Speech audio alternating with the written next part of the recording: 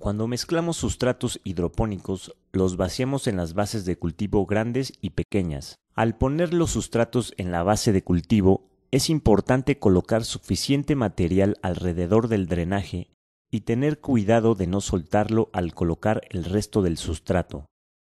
Llena cada cama de cultivo con una profundidad de al menos 3 pulgadas de sustrato. Si deseas cultivar tubérculos, necesitarás mayor profundidad, hasta casi 1 pie. Existen muchos materiales que se utilizan en hidroponía para reemplazar a la tierra. Uno de los más populares es la fibra de coco. Las fibras procesadas vienen de la cáscara interior del coco. Esta fibra es un material natural orgánico que funciona muy bien en cultivos hidropónicos. La fibra de coco puede ser comprada en bolsas o en ladrillos compresos que se expanden con la humedad. Otro material utilizado en aplicaciones comerciales es la lana mineral. La lana mineral es un material sintético que tiene capacidad ideal para retener agua y aire, necesarios para un crecimiento acelerado. Las semillas pueden ser germinadas en cubos de lana mineral de 1 pulgada, para luego transferirlas a cubos más grandes al finalizar su germinación. La grava es utilizada en algunos cultivos hidropónicos. No es la opción ideal, ya que la grava no permite una buena oxigenación ni una mezcla de agua-aire. El aserrín también es utilizado como sustrato hidropónico. Algunos aserrines provienen de árboles que contienen toxinas para las plantas y esto mata a las raíces. En nuestros sistemas simples sí agregamos algo de aserrín a la mezcla de piedra volcánica roja con cáscara de arroz. Esto ayuda al sustrato a retener humedad. Se agrega alrededor de un 10% de aserrín a la mezcla. Es posible utilizar cáscaras de cacahuate en lugar de aserrín, también en un 10% para retener la humedad. La arena también es utilizada como sustrato para la hidroponía. Al igual que con la grava, la arena no es el mejor medio porque se satura de agua o no brinda la oxigenación adecuada a las raíces. La arena puede ser mezclada con otros materiales como la cáscara de arroz para mejorarla. Asegúrate de no utilizar arena de playa, ya que contiene mucha sal de mar y seguramente esto matará a las plantas. Algunas de las primeras mesas de cultivos hidropónicos construidos por el Dr. Greiki eran colocadas sobre tierra utilizada para sembrar papas. El Dr. Greiki se dio cuenta de que cada yarda cuadrada produce 7 libras de papas cada mes. Esto es cierto hoy todavía para la mayoría de los tubérculos, 7 libras al mes por yarda cuadrada. Las zanahorias toman la textura de sus sustratos, por lo que deben crecer en sustratos con texturas finas como las mezclas de arena, cáscara de arroz o la mezcla de ambas. Las zanahorias toman la textura de sus sustratos, por lo que deben crecer en sustratos con texturas finas como las mezclas de arena, cáscara de arroz o la mezcla de ambas. Las papas, zanahorias y la mayoría de los tubérculos deben ser sembrados en contenedores con al menos 12 pulgadas de profundidad de sustrato. El sustrato debe ser suave y suelto para que las raíces crezcan sin resistencia y puedas meter la mano para escoger las más grandes. Camas flotantes. Existen algunas plantas que pueden ser sembradas en camas hidropónicas especiales llamadas camas flotantes. Este tipo de sistema no utiliza sustrato. Las plantas son sostenidas por una pieza flotante de hielo seco o unicel. Ciertas plantas como la lechuga, albahaca y el cilantro crecen muy bien en camas flotantes. El unicel blanco utilizado para las camas flotantes es de 1 pulgada de espesor.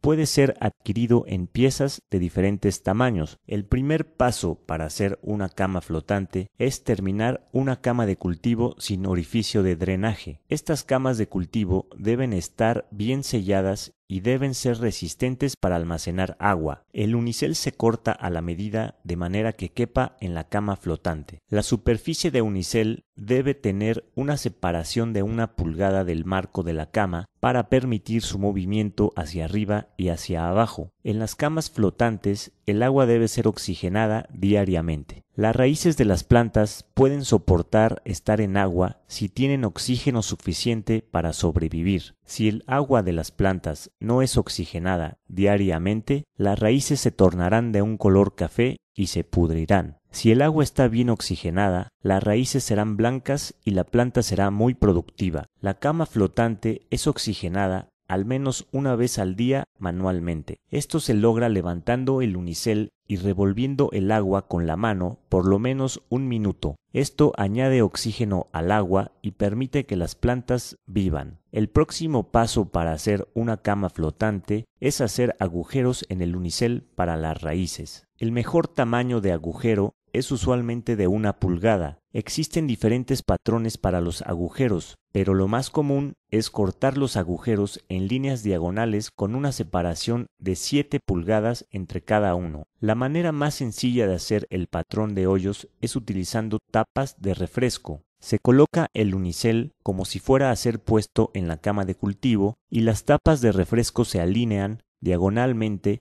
con una separación de 7 pulgadas. Una vez terminado el patrón, cada tapa es presionada para dejar una marca circular en el unicel. Una vez terminadas las marcas, se retiran las tapas y se utiliza un tubo de 1 pulgada de diámetro que se calienta en el fuego. Una vez que se calienta la punta del tubo, se hacen los hoyos en el unicel. El tubo hace 4 o 5 hoyos antes de tener que recalentarse. No se debe quemar el unicel en lugares encerrados, ya que los vapores que se liberan son tóxicos. Una vez cortado, el unicel puede ser colocado en la cama flotante con agua.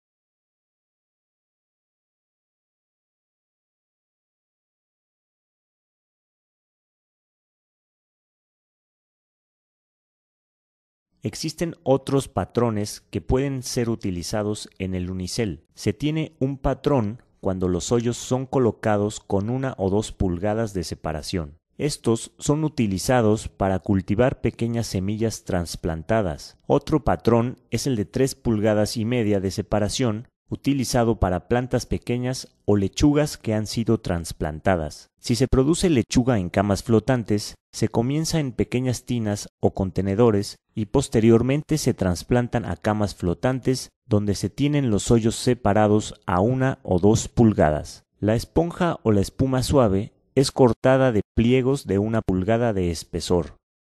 Las piezas de espuma son cortadas en cuadros de 1 pulgada cuadrada.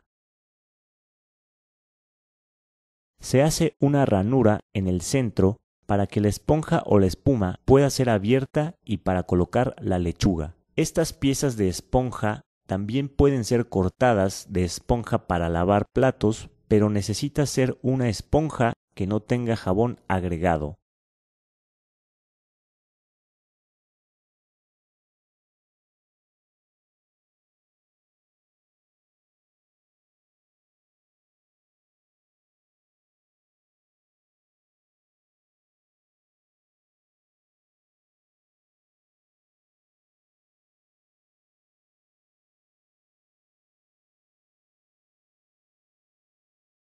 Para sembrar una cama flotante se toman las plántulas de un iniciador con sustrato. Cada plántula es removida con el sustrato que la rodea para proteger las raíces pequeñas. Se permite que el sustrato se caiga de las raíces y éstas se sumergen en agua con nutriente.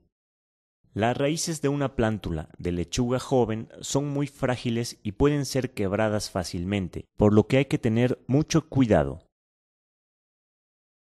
La pieza de esponja que será utilizada para lechuga también debe ser remojada en agua con nutriente. La plántula de lechuga se inserta en la ranura de la esponja. La parte donde se juntan raíces y hojas se coloca un poco arriba de la ranura. Las raíces se colocan en la esponja y se les permite movimiento debajo del agua. La esponja se coloca en los hoyos del unicel. Tenga cuidado y permita que las raíces entren primero y tengan movimiento en el agua antes de colocar la lechuga en el hoyo.